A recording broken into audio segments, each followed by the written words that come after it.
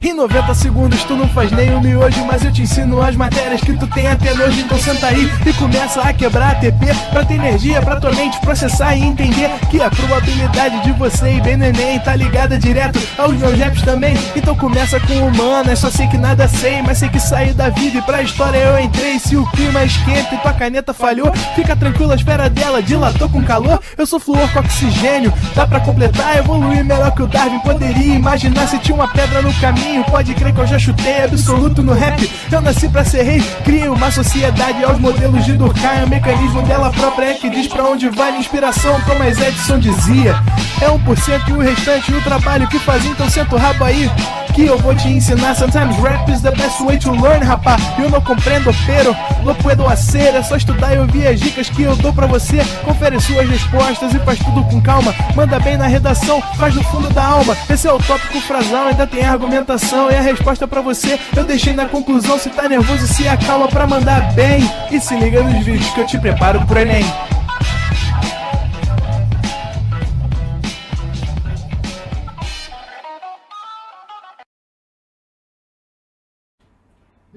Estamos online, Arthur. Salve, galera do Pro Enem, pedindo bênçãos, entidades do tempo, para falar com vocês hoje sobre a história dos Estados Unidos da América. Já falamos sobre a colonização dos Estados Unidos, já falamos sobre a independência dos Estados Unidos e agora vamos começar a falar sobre como esses caras saíram de 3 estados no litoral atlântico para se transformar em um país de expressões continentais e o futuro dono do mundo. Futuro quando a gente olha para o passado, né? Olhando para agora aqui, as coisas estão um pouco diferentes. Mas é o seguinte, pessoal, o que eu acho muito louco é pensar que quando os americanos fizeram a sua independência, existia entre eles uma divergência muito grande, que a gente vai conversar bastante sobre isso hoje. Um norte desenvolvimentista, burguês, progressista, industrial, e um sul latifundiário, escravocrata, de produção agrícola para exportação. E isso vai dar problema, isso vai dar caô. Mas muito antes de dar caô, assim, papo de cara, um século antes praticamente, estava todo mundo em comum acordo ali, tanto o norte quanto o sul, da necessidade de expandir esses territórios. O sul deseja mais territórios para o plantio de algodão, o norte deseja mais territórios para mercado consumidor, mão de obra e matéria-prima para abastecer essas fábricas que estão sendo construídas. Então a tal da marcha para o oeste era um sonho tanto do norte quanto do sul. Mas especialmente para o norte, chegar do outro lado era molhar o pé no Pacífico. E isso daria para os Estados Unidos o que eles têm hoje. Uma posição geográfica incrível. Olha, eu sou os Estados Unidos, beleza? Aqui eu sou o Mar Pacífico, aqui eu sou o Mar Atlântico. Então se eu quero chegar na Europa, eu vou para cá. Se eu quero chegar na África, eu vou para cá. Eu tô aqui no Pacífico. Se eu quero chegar na Ásia, eu venho para cá. Se eu quero chegar na Oceania, eu venho para cá. Ou seja, eu tô no meio de tudo. E eu tô para os dois lados da América. Então, conseguir chegar lá já era um projeto de país. Já era uma intenção, já era uma vontade dos cidadãos americanos. As maneiras que eles vão conseguir são diversas, beleza? Mas, sobretudo, através da compra ou através da guerra. É isso que vai desembocar, por exemplo, o que os americanos chamaram de a Segunda Guerra de Independência. O nome está dizendo, pessoal, o inimigo é o mesmo. Se na Primeira Guerra a Inglaterra era a grande inimiga, a Segunda Guerra mais uma vez está aqui. O que vai acontecer? Deixa eu pegar um mapa aqui, legal? Ah lá. Nessa região aqui, ó, tá vendo? British North America. Isso aqui tudo é território britânico. Mas vinha aqui também para esse território da Indiana, beleza? Dos Grandes Lagos. Os americanos estão marchando para cá, não é isso? E vão bater em território inglês. Inglês, americano, americano, inglês, tiro, tiro, bang, bang, pum, conclusão. Gerou uma outra guerra, mas essa guerra foi mais rápida. Ela dura apenas 4 anos, aliás, dura apenas 2 anos. De 1812, 1814, e aí ingleses e americanos sentaram e falaram assim, cara, vamos parar de luta, porra. Chega de fight. Isso aí tá matando aqui, tá matando ali, e a gente não tá se resolvendo. Vamos fazer então uma fronteira definida? E aí você percebe que a fronteira com que hoje é o Canadá, que anos depois também vai ser libertada da Inglaterra, é uma fronteira reta. É uma linha travada em mapa, riscada. Se ligaram? Isso é um exemplo de como os americanos estavam dispostos a tudo para conseguir esses territórios. Definida a fronteira com o norte, vamos seguir para o oeste. Uma coisa que o governo americano aprendeu com a Inglaterra, e aprendeu muito bem, foi sempre arrumar uma desculpa antes de uma operação militar, ou anexação, ou invasão, ou dominação, ou qualquer que seja. E eles são assim até hoje, né? Ah, vamos bombardear o Afeganistão. Por quê? Porque eles estavam escondendo Bin Laden, não estava lá, estava no Paquistão. Ah, vamos invadir o Iraque e derrubar Saddam Hussein porque ele está escondendo armas químicas. Foram lá, destruíram o país inteiro, não tinha arma química nenhuma. Mas o argumento é necessário. E aí a primeira grande versão desses Estados Unidos que a gente conhece hoje vem da cabeça desse cara aqui, ó, chamado James Monroe, que vai levar a doutrina de seu próprio nome, Doutrina Monroe. Olha só, em 1823, cara, apenas um ano depois da independência do Brasil. E aí quando os americanos falam América para os americanos, na verdade todo mundo entendia que era América para os norte-americanos, ok? Os Estados Unidos, ele quer ocupar o lugar da Europa. Então ele quer todos esses países da América independentes, e é por isso que ele apoia essa independência, América para os americanos, ou seja, sai daqui, Europa, mas para que os Estados Unidos ocupem um lugar de produção de manufatura, de empréstimo de dinheiro, de transformação cultural, de transferência cultural, que é exatamente o que acontece hoje. Eles conseguiram. E o primeiro passo foi a doutrina Monroe. O que eu acho muito crazy é que, tipo assim, eles nem chegaram no Pacífico ainda, irmão. Eles nem concluíram ainda a marcha para o oeste. Mas eles já se posicionam como líderes do continente. E isso dá força para, né, o Trump chamar a América de quintal, abertamente. Aí o Lula estava na Rússia lá, falando mal também, dizendo que o Brasil não é quintal de ninguém. Ou seja, galera, essa política é uma política imperialista justificada como se fossem os bonzinhos da nação que querem ajudar a América a se libertar da Europa malvadona. Se ligou? E aí depois nós temos o Destino Manifesto. Renan, deixa eu dar um golinho aqui rapidinho. Vai, Renan. O Destino Manifesto, galera, é uma ideologia muito baseada na questão religiosa. Os Estados Unidos é um país protestante, né? É um país quase que inteiramente evangélico. E a igreja evangélica trabalha muito com essa questão da revelação, que Deus te dá uma revelação e ali você entende um pouco do sentido da sua vida. E aí, cara, o que os americanos fizeram? Eles tiveram uma revelação coletiva, todos os milhões de cidadãos americanos falaram, opa, Deus me deu uma revelação que está manifestado o meu destino, que é levar a civilização americana, que é levar a liberdade, a Constituição, a democracia para aqueles povos incivilizados do interior da América ou até mesmo fora dos Estados Unidos. O que ele está se referindo? Aos indígenas, aos haitianos, aos jamaicanos, aos caribenhos, a todos aqueles que não são americanos brancos, se ligou? Ah, professor, lembra a ideia do darwinismo social, lembra e é da mesma época, inclusive. Eles só não usavam a palavra civilização. Isso é uma coisa do Kipling, lá da Inglaterra, beleza? Mas é muito semelhante. A ideia de que existe uma missão americana manifestada por Deus para levar essa liberdade e democracia, pô, cara, quando a gente olha para esse quadro aqui, esse quadro se chama Destino Manifesto. E ele foi pintado pelos americanos. Cara, olha só, é um anjo, né, uma mulher branca, loura, totalmente caucasiana, levando na mão uma Constituição, e não é qualquer Constituição, é a Constituição dos Estados Unidos, e repara que ela está levando, ó, um cabo de energia, e ela está levando a energia elétrica. E está sendo acompanhada por um trem, e está sendo acompanhada por milhares de pessoas que vão ser mão de obra. Ó, os naviozinhos chegando, as ferrovias chegando. É isso a ideia de civilização. Essa parte do quadro está mais clara, essa parte do quadro está mais escura. E olha quem está indo, quem é que está na escuridão? É o indígena, é o búfalo, é o urso, é a parte selvagem. Então lembra muito, sim, a ideia da missão civilizatória, mas não é uma coisa tão pragmática, é um destino manifestado por Deus, amém? Beleza? E aí nós temos o chamado corolário Polk, que aí é uma outra história, eu vou te falar, nunca vi esse troço cair em lugar nenhum, que os americanos tinham direito de libertar regiões que pedissem pela sua libertação. Então, por exemplo, eu vou invadir Cuba, vou libertar Cuba dos espanhóis, e Cuba é livre, uhul, legal, rum com Coca-Cola, mas Cuba vai ter que deixar fazer uma base naval em Guantánamo.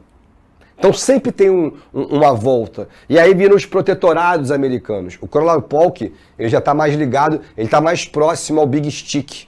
Mas isso aí é uma outra aula. Galera, então vamos lá ver o que vai sobrar para quem, não é isso? Bom, primeira grande compra, e talvez a mais importante, que foi o pontapé inicial, tinha pouquíssimo tempo, cara, que eles tinham feito a sua independência. Os Estados Unidos, ele fez a independência de verdade em 1783, beleza? Eles comemoram o 4 de julho de 76, mas a independência só vem em 83. Então, quer dizer, 26 anos atrás apenas. E aí eles sabiam que a França estava sendo governada por Napoleão Bonaparte. Napoleão Bonaparte estava precisando de dinheiro para reconstruir o exército, para estabilizar o país. Era o momento certo para você fazer uma oferta de compra. Ah, professor, por que os americanos simplesmente não invadiram? Lembra que há 20 anos atrás, quem ajudou os Estados Unidos a fazer a sua independência contra a Inglaterra foi a França. Então, tu invadir o território francês seria uma baita sacanagem. E os americanos fizeram uma oferta de 25 milhões de dólares. Assim, hoje é completamente... se eu botar um pontinho aqui, vai valer mais de 25 milhões de dólares, tá ligado? Então, assim, é um valor, pra gente, assim, não tem comparação em nível hoje do que realmente vale o território americano. Mas na época era uma grana aceitável. É claro que todo mundo vai falar que é sempre menos, uma copa de terra, mas a França não usava pra nada. Porque isso aqui, cara, é o Velho Oeste, entendeu? Então é aquelas planícies gigantescas, essa parte aqui é desértica, no sul, aí daqui pra frente a gente tem aquelas pradarias, e não existia na França ali, tipo, mineral, metal precioso, recurso agrícola. A França escolheu ficar ainda com alguns territóriozinhos aqui no Canadá, mas o grosso do que ele tinha na América, Napoleão vendeu. E criou moeda na França, criou banco na França, fez um monte de coisa na França importante que recuperou a economia francesa. E agora aqui nasce o que a gente chama de Velho Oeste. Aquela cara do bang bang, tá ligado? Por quê? Por exemplo, dá um golinho, Renan, por favor. Renan, se eu chego pra tu e falar assim, caraca, irmão, aí, conheci uma cidade Meu irmão, velho oeste total, mano. O que veio à cabeça, Renan? Vazia. Vazia. Perde ninguém. Perde ninguém, não é isso? Abandonada, talvez violenta. Mas a ideia é essa, exatamente o que o Renan falou. A ausência de Estado. Se ligou, galera? Porque, irmão, olha só o tamanho do território que eles compraram. Tu acha que os americanos vão comprar um território e eles dobraram o seu próprio país, e aí do nada você vai ter banco, hospital, escola, pavimentação, igreja? Não tem.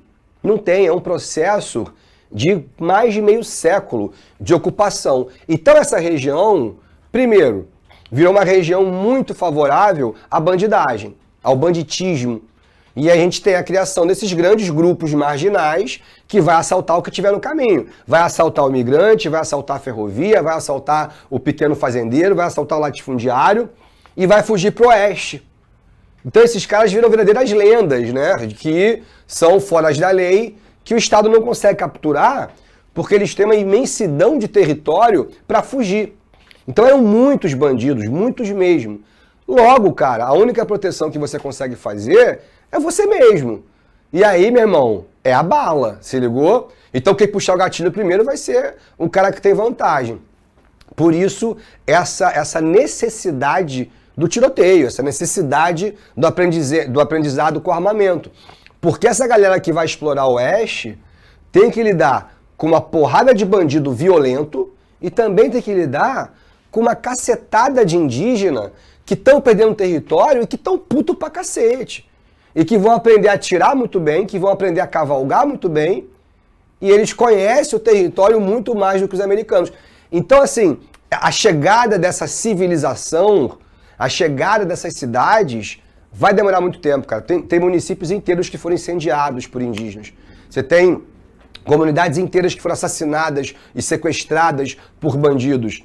Então, essa conquista do oeste é uma conquista muito complicada, mas, sem dúvida, vai sobrar muito mais para os indígenas e para os búfalos do que para qualquer outra etnia. Nós temos comunidades indígenas inteiras que foram dizimadas, exterminadas. A gente hoje fala de Apaches, Sioux, Cherokees, que são essa galera da Machadinha, que são os que mais lutaram, mais resistiram e conseguiram sobreviver. Então hoje nós temos reservas para... Agora, se você olhar na ponta do lápis, tipo assim, os moicanos, extintos, acabou, não existem mais. E várias outras tribos que foram massacradas ao ponto de não sobreviver nenhum descendente, se ligou? Então essa guerra desses indígenas que agora têm o conhecimento... E vou te falar uma coisa, essas reservas são territórios nunca conquistados. Então assim, eles conseguiram realmente fazer com que a marcha pro oeste tivesse que desviar, porque todo mundo sabia que naquela região, meu irmão, a porrada comia. E como eles estão sendo massacrados, o revide desse indígena não vai ser com água de rosa, né, meu irmão? E aí é o famoso escalpelar o homem branco mesmo, e roubar e matar, que não tinha desenrolo. Eles estavam em guerra, mas no final eles vão perder. E sobrou para os búfalos, cara. Os búfalos, eles eram, além de ser a base da dieta alimentar dos povos indígenas, existia toda uma questão ritualizada, assim. Por exemplo, o garoto indígena que vai virar um guerreiro, que vai virar um caçador, ele tinha que matar um búfalo sozinho, cortar o peito do búfalo, arrancar o coração e dar uma dentada gostosa naquele coração bombando. Eu vi isso 2 vezes no cinema. Dança com Lobos, já viu esse filme, Renan? Com Kevin Costner, que ele fica amigo de um lobo de pata branca, lá no oeste dos Estados Unidos. Cara, o Renan me ignorou, galera. Renan, tu tava olhando pra mim, não tava olhando pra mim. Já viu Dança com Lobos? Cara, já. Já. Isso é um clássico, cara, maior filmaço. E aí tem uma cena que o indígena pega o coração do búfalo, tu lembra disso? E dá uma dentada. Passa muito tela quente. Porra, eu adorava esse filme. É um dos preferidos do meu pai. E agora eu vi agora, cara, tem nem um mês. Comecei a ver essa série 1883, eu acho que é o nome da série. Que conta a história de uma família de vaqueiros que estão marchando para o oeste. E aí a menina conhece o indígena, tem um caso com ele, e aí ele mata um búfalo e ela vai lá e tem que comer o coração também. E ali era tudo aproveitado, né, cara? O casco, a carcaça, a pele, a carne, tudo era aproveitado. Um búfalo tem meia tonelada, então se alimentava a tribo inteira. Quando o homem branco percebe, primeiro, que matar o búfalo ajuda a matar o indígena, se declara guerra aberta aos búfalos também. E aí, além da crueldade de matar para prejudicar uma outra espécie, na maior parte das vezes era para o esporte. Então, assim, claro que vai ter comércio de pele de búfalo, vai, mas de maneira geral, não. Era esporte e que favorecia o lazer e, ao mesmo tempo, ajudava a prejudicar cada vez mais essas terras indígenas, essas nações indígenas. E o mais importante foi o Buffalo Bill. A galera fica cantando, Buffalo, Buffalo, Buffalo, Buffalo Bill. Pô, esse maluco foi mó vacilão, cara. Ele foi responsável por montar uma empresa para matar búfalo. Assim, ele alugava, passe o fim de semana aqui no rancho do Buffalo Bill. E aí ia lá a mãe, os 4 filhos, o pai e todo mundo com um rifle na cintura. E aí ia cavalgando e os búfalos, coitados, em manada, a galera ia matando todo mundo. Então, assim, esse tipo de imagem de milhares, de centenas de búfalos mortos e sem motivo, existem vários textos de indígenas que já estavam alfabetizados, que queriam escrever para entender, e falavam assim, cara, mataram e não levaram nada. Mataram por quê? É um impacto muito grande de percepção. Isso aqui é uma montanha com cabeças de búfalos. Assim. Aqui você consegue ter uma visão do genocídio que foi, né, cara? Assim, a gente está falando de uma espécie que foi extinta. Ah, professor, mas ainda tem búfalos? Tem. Assim, houve uma preservação de um grupinho minoritário e aí fizeram a reprodução artificial e hoje tem reservas com búfalos, mas assim, eu falei extinção? Não, mas muito ameaçados de extinção, porque eles eram milhões, hoje eles são centenas. Cara, é muito louco. Eu li uma reportagem que eu achei muito...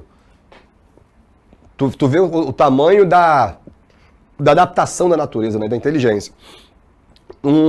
A manchete era assim, cidadão americano paga uma multa por salvar búfalo. Eu falei, pô, que maluco.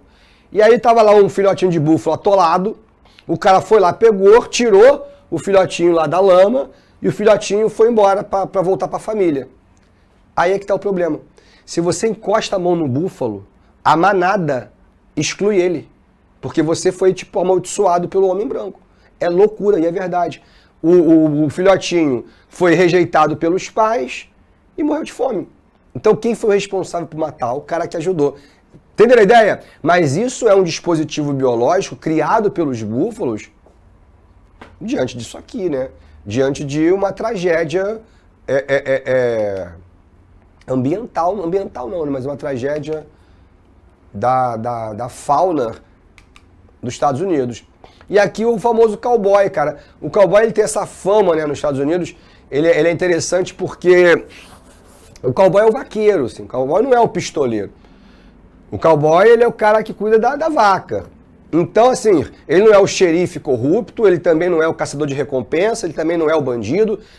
Ele é o cara que está ali para cuidar dos bichinhos e conhece muito bem o território porque ele tem que levar esse gado para pastar.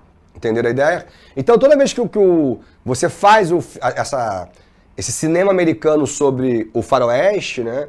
E acabou virando um estilo, filme de faroeste, filme de bang bang, o cowboy é quase sempre o grande herói, né? Tipo, essa série que eu tô vendo, 1885, a protagonista é uma menina, mas ela é cowgirl, ela é vaqueira, se ligou?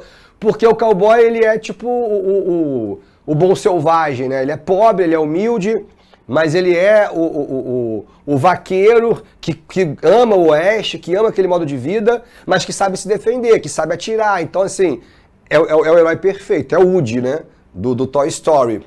E uma coisa interessante pra gente lembrar é que boa parte desses cowboys eram negros, muitos deles. Por quê? Você tem ali uma grande expansão das terras de algodão, não é isso? E muitos desses homens, desses fazendeiros, precisavam de ajuda para criar vaca. E eles eram escravocratas, então eles falavam, ó, cara, eu dou uma alforria pra tu, um salário, e tu me ajuda a cuidar de vaca. Ah, professor, mas ele podia fugir? Podia, mas não era uma boa ideia. Porque o negro que vai pro oeste, ele não conhece nada. E ele vai cair na mão de algum bandido, vai cair na mão de algum indígena e vai morrer. Ali, pelo menos, ele tinha alforria, né? Ganhava um salário, trabalhava pro seu antigo senhor, mas tinha uma função social. Então, assim, a gente tem sempre a imagem do cowboy bonitão, né? Louro de olho azul, não sei o que lá, que também era. Mas não vamos esquecer a grande quantidade de população negra fazendo esse serviço também, que é um serviço de pobre, entenderam a ideia? Por favor, Renan. Beleza, então vamos lá, galera. Em 1819, os americanos compraram a Flórida, perturbaram pra cacete, invadiram a Flórida várias vezes, e a Espanha percebeu que era melhor vender do que perder. E aí chegamos em Miami Beach, ok? Compraram o Alasca. Imagina se o Alasca fosse da Rússia hoje em dia, meu irmão. O Putin ia colocar umas 450 bases ali. Ninguém sabia muito bem porque os americanos queriam comprar o Alasca.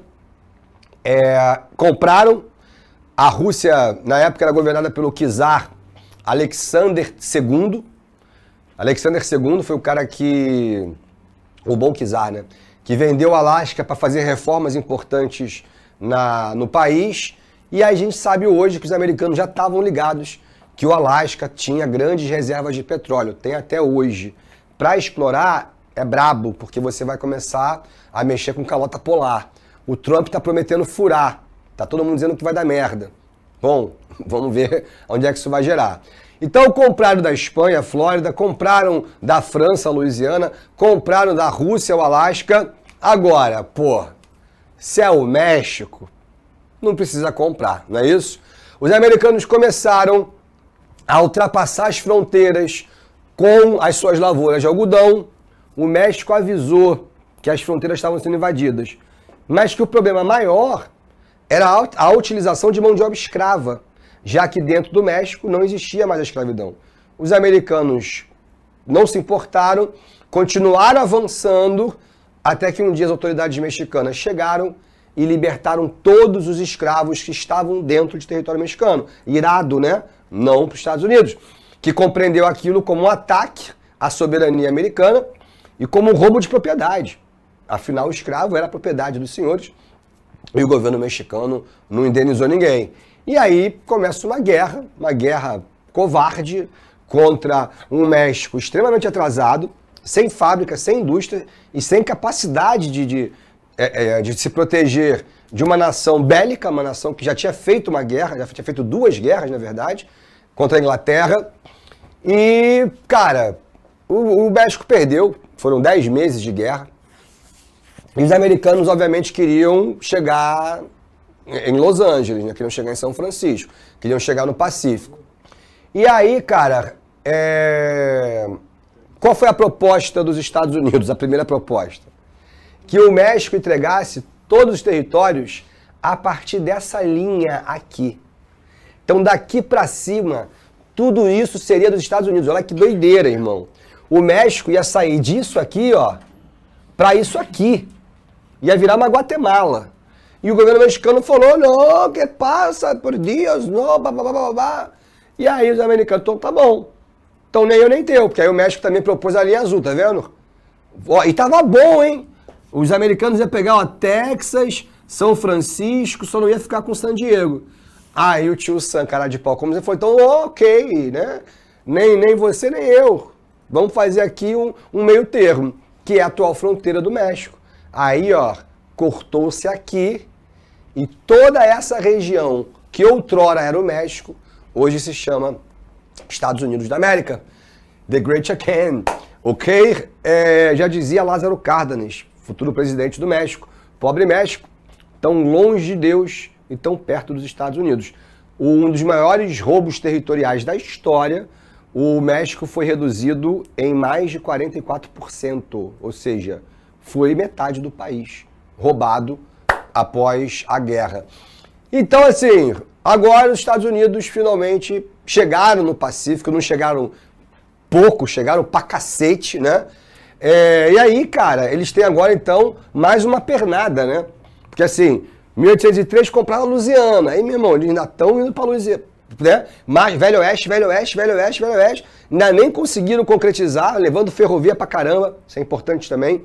Os americanos sempre foram espertos de entender que pelo tamanho do território, o transporte ferroviário seria muito mais barato e muito mais eficiente, diferente do Brasil, ok? E então foram mais de 350 ferrovias. O Brasil não tinha nem 50 ferrovias ainda na mesma época. Mas agora você tem mais um chão imenso para mandar gente. Então o que o governo americano fez? Primeiro, uma coisa chamada Homestead Act, que vai ser feita pelo Lincoln. Já vamos falar sobre ele. O que é o Homestead Act? Isso aqui, ó. Cada acre de terra custava $1. Sinistro. Então você, meu irmão, podia comprar 5 acres de terra por apenas $5, desde que você ocupasse a região e fizesse produzir. Se você comprasse, cercasse e não fosse lá, você perdia. Então é o governo fazendo o quê? Tentando estimular a galera a ir para o interior, a ir para o oeste. Agora, nem assim estava dando muito certo. E aí eles resolveram contar uma mentirinha. Não uma mentirinha, mas vamos aumentar pra caraca o que não era bem assim. Que é a chamada a California Gold Rush, né? Descobriram ouro na Califórnia, ouro de faiscação, né? E aí, cara, lá na parte ocidental, na Filadélfia, a galera falou, cara, pô, meu irmão, se acharam ouro, não tem nada mais hipnótico do que ouro para estimular a galera a atravessar esse caminho tão perigoso do Velho Oeste. E aí o governo americano começa a fazer isso aqui, ó. Selo, propaganda, começou a falar, ó, tem ouro na Califórnia, hein? Vocês estão fazendo o que aqui, galera? Vão lá explorar, vão lá em São Francisco, não sei o que, E essa corrida do ouro foi importantíssima para a chegada dessas pessoas que vão ocupar a Califórnia. Mas também é interessante, porque a Califórnia, se vocês repararem bem, ela fica no sul, né? Mas essa galera que vai explorar a Califórnia não são fazendeiros, não são latifundiários. E a Califórnia, então, vai ter um papel diferente nas tretas que eu vou começar a te explicar agora. Renan, por favor, mais um golinho. Galera, tá ficando cada vez mais incipiente, tá ficando cada vez mais eminente um conflito entre Norte e Sul. Essa marcha para oeste acabou revelando rivalidades maiores e problemas maiores entre os estados do Norte e os estados do Sul. A pergunta é, esses novos territórios anexados, eles vão servir ao modelo do Norte, um modelo industrial, um modelo capitalista, um modelo progressista, ou vai servir ao modelo do Sul, um modelo latifundiário escravocrata? Se ligaram? Então, em 1820, eles criaram o Compromisso de Missouri. Nem tinha ainda a parte do México. Tudo que fosse anexado ao norte seguiria o modelo do norte, tudo que fosse anexado ao sul seguiria o modelo do sul. Ou seja, daqui para cima, fábrica, mão de obra assalariada, pequena e média propriedade e mão de obra manufatureira. E aqui no sul, plantation, latifúndio, escravocrata, monocultura e exportação. Quando chegaram na Califórnia, a partir de 1848, a Califórnia vai ser a primeira a reclamar. Fala, mano, eu não vou seguir o modelo do Sul porque eu não quero plantar algodão. Eu tenho aqui um bando de comerciante, um bando de burguês, e eu quero fazer manufatura, eu quero ter o modelo do Norte. E aí o Congresso americano, porque aí como é que vai fazer? O nome do senador californiano que estava fazendo essa solicitação era chamado de Clay. Claytinho. E aí deram o nome da lei de Compromisso Clay. Se ligaram? Que diz o seguinte, olha, a Califórnia, ela é exceção permitida. Depois que, a Claytinho reclamou, irmão, aí todo mundo reclamou também. E no final foi aprovada a lei Kansas-Nebraska, que teoricamente era para resolver o caô. Dizendo assim, cada estado escolhe o que quiser fazer, cacete. Entendeu a ideia? E aí você tem, pô, essa galera fortíssima aqui do sul, Texas, Mississippi, Alabama, Tennessee, Carolina do Norte, Carolina do Sul, enfim. Essa galera aqui é latifúndio, isso aqui é plantation.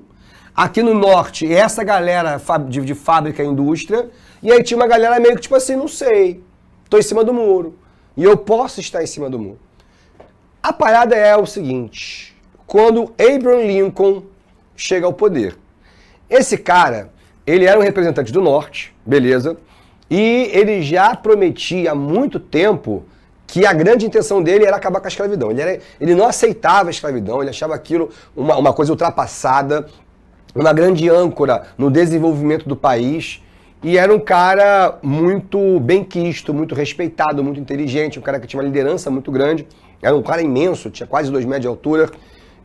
Não matava vampiros, como muita gente gosta de afirmar. E assim, o sul dos Estados Unidos sempre conseguiu colocar um presidente.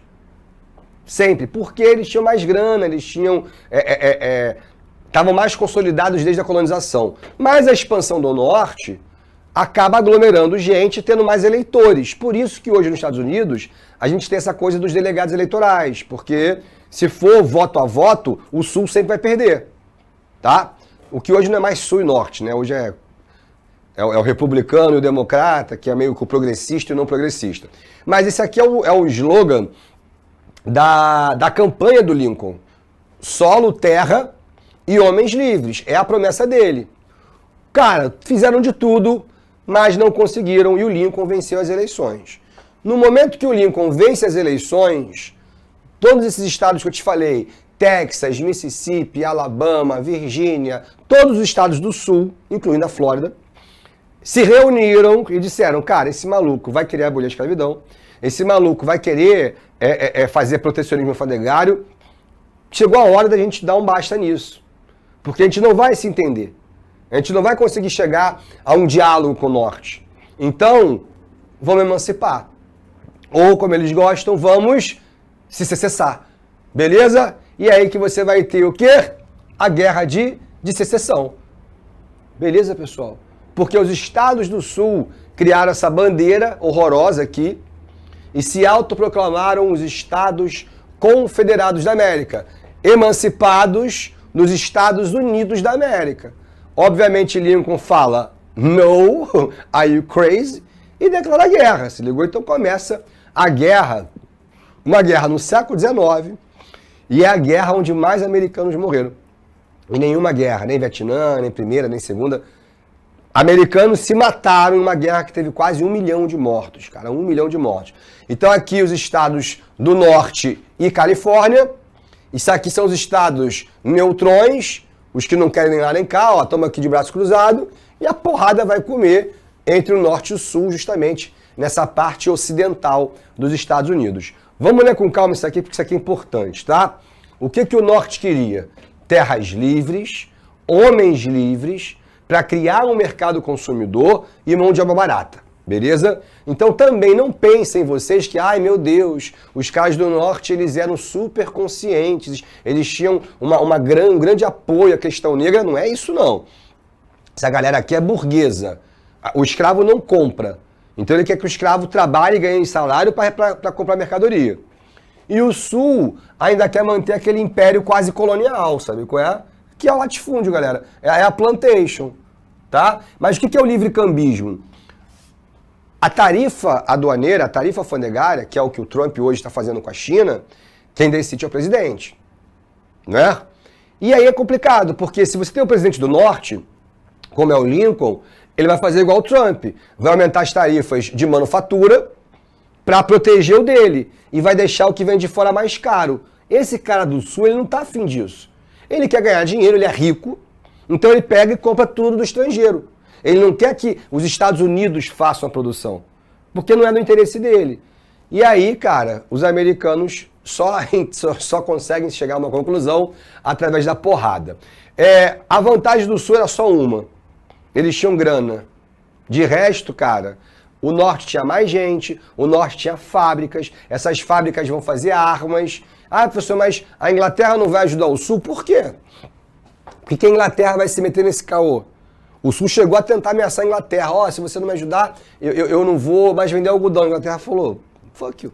Eu tenho 2 anos de algodão guardado. Quando acabar a guerra, a gente volta a conversar. Então não tinha, assim, a grande vantagem é o norte. Inclusive, esse cara chamado Sherman vai ser um dos grandes empreendedores na produção de arma. Se ligou? Por exemplo, o Colt, que vai virar uma pistola muito vendida, muito fabricada hoje em dia, também foi um coronel que lutou na Guerra de Secessão. Algumas curiosidades. É a guerra com a maior quantidade de amputados da história, porque você não tinha raio-x, irmão. Então, mas a Primeira Guerra Mundial já tinha raio-x. A Marie Curie, ela inventa na Primeira Guerra Mundial. Aqui não tem o que fazer. Se a bala entrou aqui, não sabe onde ela parou. Tu não tem como ficar procurando ela, vai acabar com o braço de qualquer jeito. Então, filhão, amputa. Nascimento da expressão ok, nos raríssimos momentos que tinha uma batalha que não morria ninguém, dentro de um batalhão, botava 0 killed, 0 mortos, e aí a expressão virou ok. E a história de Mary Walker, primeira cirurgiã mulher, a receber uma medalha de honra, ela fazia as cirurgias vestida de homem, porque se os homens soubessem que era mulher, ninguém ia querer operar com ela, e ela salvou mais de 800 vidas, meu irmão, 800 cirurgias, a mulher é muito braba mesmo. E aqui outras curiosidades, tipo de repetição, encoraçado. O Lincoln, o que ele vai fazer? Primeiro ele cria a lei de confisco. Se um soldado do norte, matou um soldado do sul, ele vai revistar o cara e vai pegar a identidade do cara e vai guardar. No final da guerra ele falou, eu matei esse cara aqui. Esse cara aqui é um fazendeiro e a terra do cara virava de quem matou. Então assim, era uma lei muito complicada que era para fazer os caras do sul desertar. Uma coisa é você ir lá arriscar sua própria vida, outra coisa é você arriscar sua própria vida e a casa da tua família. Mas essa aqui é mais importante, que é a lei de emancipação. Não é o fim da escravidão, tá bom, gente? Mas é praticamente. O Lincoln dizia o seguinte, olha, todo escravo que fugir e conseguir chegar ao norte é um homem livre.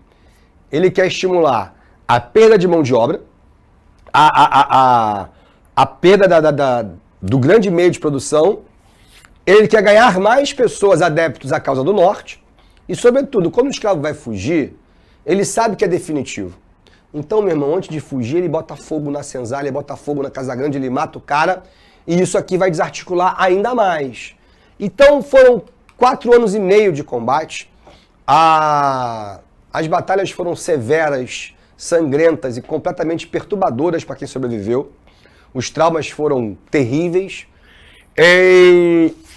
E o Sul nunca teve chance, apesar de ter lutado bravamente, mas a longo prazo ficava muito complicado para eles. Os dados são terríveis, né? 30% de todos os homens brancos de 20 a 45 anos, isso no Sul aumenta para 18 a 40 anos. 10% no Norte, 30% no Sul. Então morreu gente pra cacete. E as feridas geradas por essas duas regiões não foram bem superadas até os dias de hoje, tá? Tudo isso primeiro começa pela 13ª emenda. Até mesmo antes da guerra acabar, Lincoln conseguiu aprovar a 13ª emenda, uma das leis mais importantes do século XIX, que vai abolir definitivamente a escravidão. Isso transforma o Brasil num único país a manter a escravidão. Ou seja, o Lincoln, ele falou, agora acabou de vez e pronto. Então isso vai gerar uma gigantesca migração do sul para o norte, da população preta, se ligou?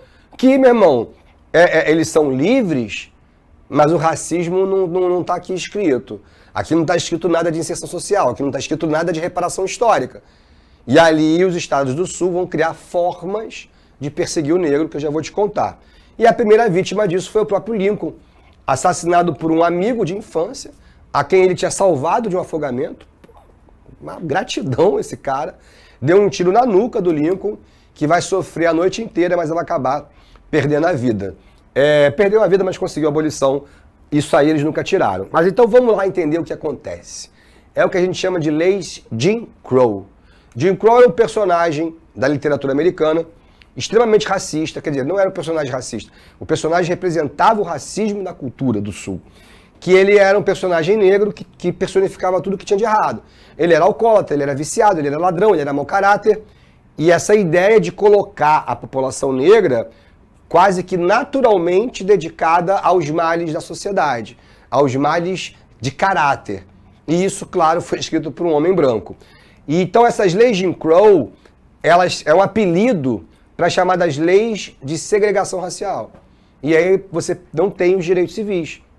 Você vai no Sul e, primeiro, a criança negra não tem direito à alfabetização.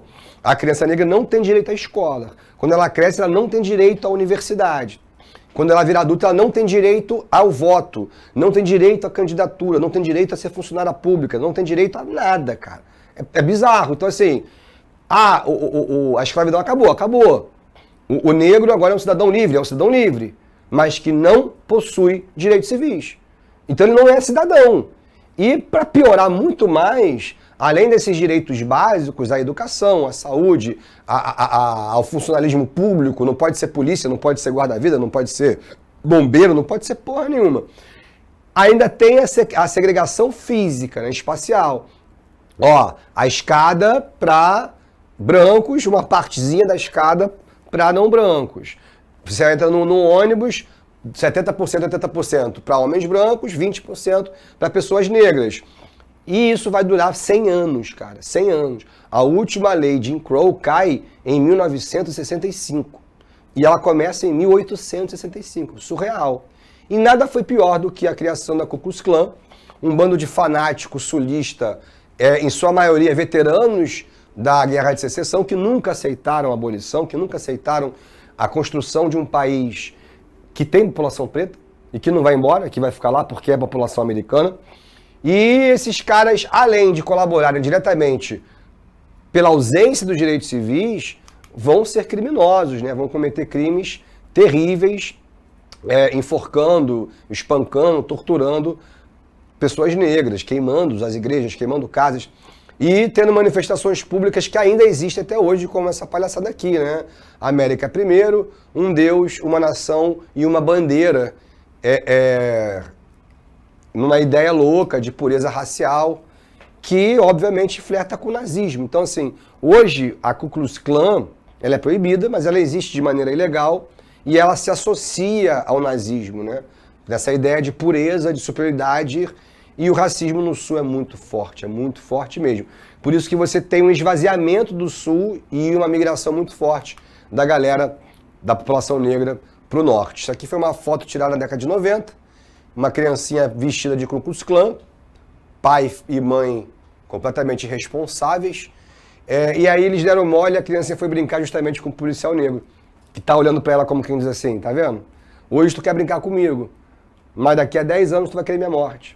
O que só nos mostra que o racismo ele é o quê? Ele é construído, ele é ensinado, ele é promovido, se ligaram? Ele não é natural, ele não faz parte do nosso nascimento.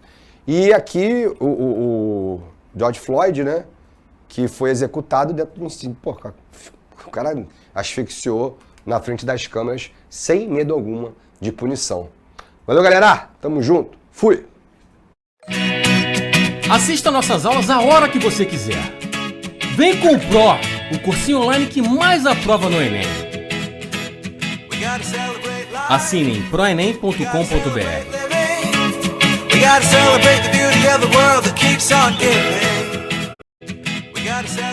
Assine em proenem.com.br.